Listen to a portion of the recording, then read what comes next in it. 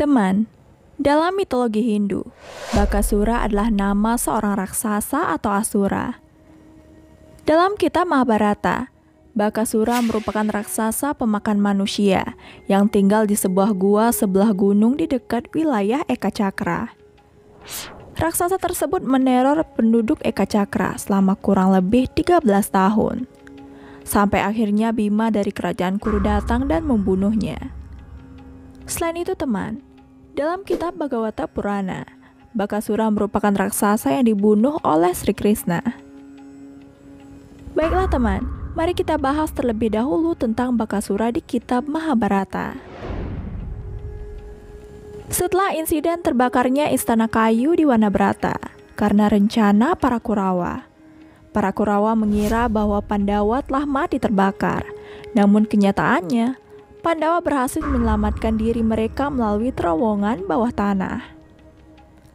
Setelah peristiwa ini, Pandawa memutuskan untuk tidak kembali ke Hastinapura dan memilih untuk mengembara di hutan dan menyamar sebagai Brahmana bersama dengan ibu mereka, Dewi Kunti. Mereka tinggal menumpang di rumah seorang Brahmana di kota Eka Cakra. Ketika tiba waktunya makan, Dewi Kunti membagikan makanan yang mereka peroleh menjadi dua. Satu bagian untuk Bima dan satu bagian lainnya untuk keempat Pandawa dan juga sang ibu. Bima adalah putra Dewa Angin. Ia mempunyai kekuatan yang luar biasa dan nafsu makan yang sangat besar. Itulah sebabnya ia juga dijuluki sebagai Wrekodara, yang artinya perut serigala. Serigala yang kita tahu tampak selalu kelaparan. Sebanyak apapun yang mereka makan, sepertinya perut mereka selalu lapar. Karena nafsu makan yang tidak pernah terpuaskan dan makanan yang mereka peroleh tidak pernah mencukupi, badan Bima menjadi kurus. Melihat hal itu, ibu dan saudara-saudaranya menjadi cemas. Suatu hari Bima berkenalan dengan seorang pembuat kendi. Bima menyukai orang itu. Ia suka membantu menggali dan mengangkut tanah liat. Sebagai balas budi, tukang kendi itu menghadiahkan Bima sebuah periuk besar. Gara-gara periuk itu Bima menjadi bahan ejekan di jalan-jalan. Suatu hari ketika keempat Pandawa sedang mencari makan, Bima tinggal di rumah bersama ibunya.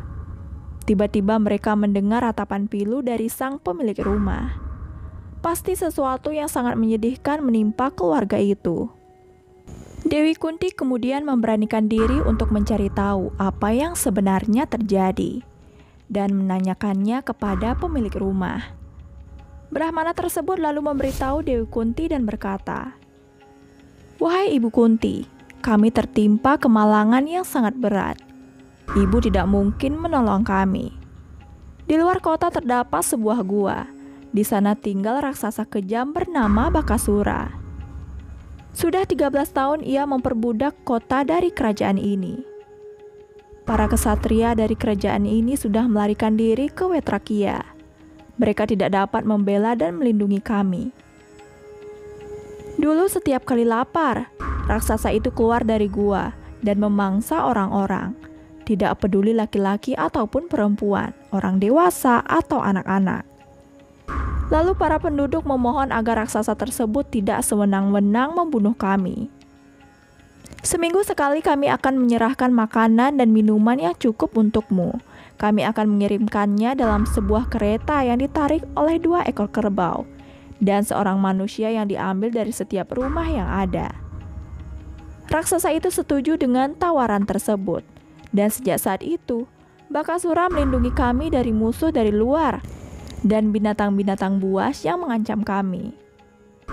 Perjanjian ini telah berlangsung selama bertahun-tahun. Setelah mendengarkan ini, Dewi Kunti kemudian membicarakan kisah sedih itu dengan Bima dan memerintahkan Bima untuk membunuh raksasa itu. Namun Dewi Kunti meminta pemilik rumah untuk merahasiakannya, karena Dewi Kunti takut jika kabar ini tersebar sampai keluar kerajaan. Jika itu terjadi, Duryudana akan tahu keberadaan para Pandawa. Bima amat senang dan tidak sabar untuk segera melaksanakan perintah ibunya. Ketika keempat saudara-saudaranya pulang, mereka heran melihat wajah Bima yang berseri-seri. Yudhistira kemudian menanyakan kepada ibunya apa yang membuat Bima penuh semangat.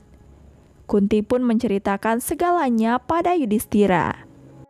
Ketika tiba saatnya, penduduk mengumpulkan makanan dan juga minuman yang kemudian dimuat ke dalam kereta yang ditarik oleh 2 ekor kerbau. Setelah siap, Bima mengendarai kereta itu menuju gua raksasa itu. Kereta itu pun bergerak maju dengan iringan musik. Ketika sampai di tempat yang telah ditentukan, para penduduk kota kemudian kembali dan meninggalkan Bima dengan keretanya. Di mulut gua, tulang belulang tengkorak manusia dan sisa-sisa makanan yang membusuk berserakan. Berbagai serangga mengerumuni sisa-sisa makanan. Sementara burung bangkai melayang-layang di sisa-sisa mayat yang sudah membusuk. Bima kemudian menghentikan kereta itu dan mulai menghabiskan makanan yang sebenarnya akan diberikan kepada raksasa itu. Si raksasa yang amarahnya sedang memuncak karena terpaksa menunggu lama, menjadi semakin murka setelah melihat apa yang dilakukan Bima. Bima juga melihat raksasa itu. Ia tantang raksasa itu untuk berkelahi. Raksasa yang berbadan sangat besar, kumis, jenggot, dan bermulut sangat besar, segera berlari menerjang Bima. Bima hanya bisa tersenyum tidak peduli. Bima hanya menghindar dari terkaman raksasa itu.